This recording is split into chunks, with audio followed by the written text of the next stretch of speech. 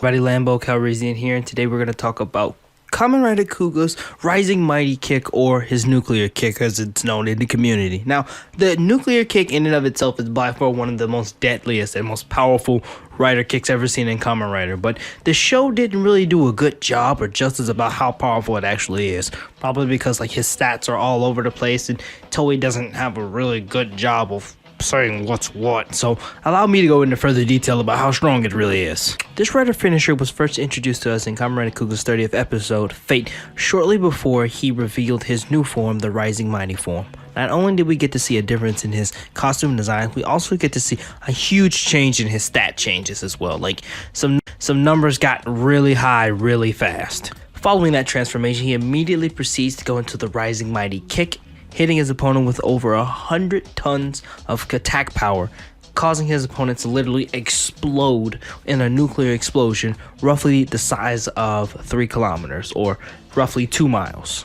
Giving credit where credit is due, I actually admire Kuuga for actually telling the police to get everyone out of there before he did the explosion so nobody would die. It's kind of a good hero move on it. But if you know anything about nuclear explosions, or you did the research like I did just randomly on a random Tuesday night, you would know that explosions aren't that small. Especially when you go off and you do the research, finding out that Kuuga's Rising Mighty Kick had the equivalent of 110 megaton nuclear blast.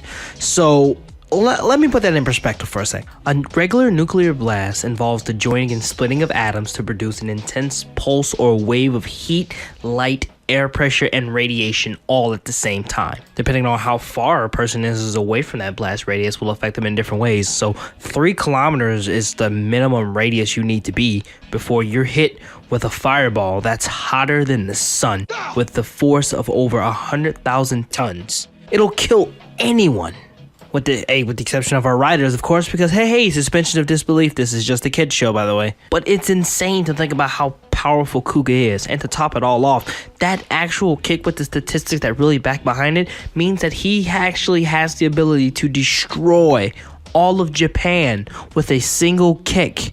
And I'll explain it the best way I can, considering I'm not a master of physics or chemistry or anything cool like that. Now, to get a grasp on how powerful Kuuga's Rising Mighty Kick is, we need to first compare it to something that's the closest to it in power that we've actually seen and experimented on in the real world. On October 30 of 1961, the Soviet Union dropped the Tsar Bomba, or the Tsar Bomb, which is still considered the most powerful nuclear weapon ever detonated and the most powerful human-made explosion in history.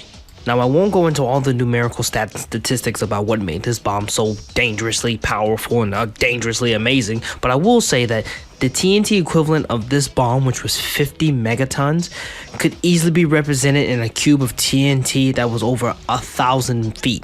Specifically, 1,023 feet, which is about as tall as the Eiffel Tower. Okay, why am I suddenly mentioning a nuclear bomb and all this other good stuff and trying to line that back up to Kuuga? Just like I said at the beginning of this video, Kuuga's kick equals out to 110 megatons. Holy shit!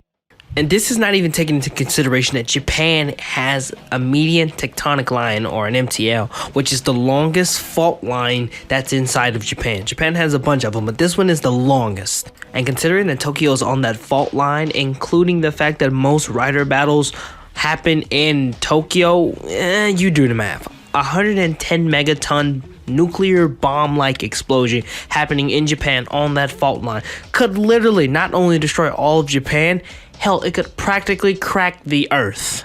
So in short, yeah, Kuuga is pretty strong, and he's pretty OP at that.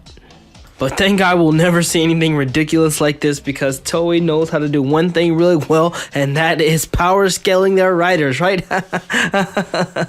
No, they don't. They're actually quite very terrible at it. But I think I'm going to wrap up this video here. I could go on and on about how powerful Kuuga is with this kick, with all the science and things like this, but this video wouldn't be a 5-minute video. It would be a 45-hour long video. So, no. But what I will do is put links in for all the reference websites I found that got me all this information in the description box. But if you enjoyed this video and you want to see more videos about Kamen Rider knowledge or things being explained, hit that sexy subscribe button right there and just throw me a like if either you liked this video or I just fought your boredom for 5 minutes. I also want to thank the True Hellfire Gaming for giving me the idea to do this video, so now he can finally shut up about this stupid nuke kick. Nah, I'm just kidding, man. Thank you so much for the suggestion. I'm Lambo Calrissian reminding you guys to keep calm and Toku on.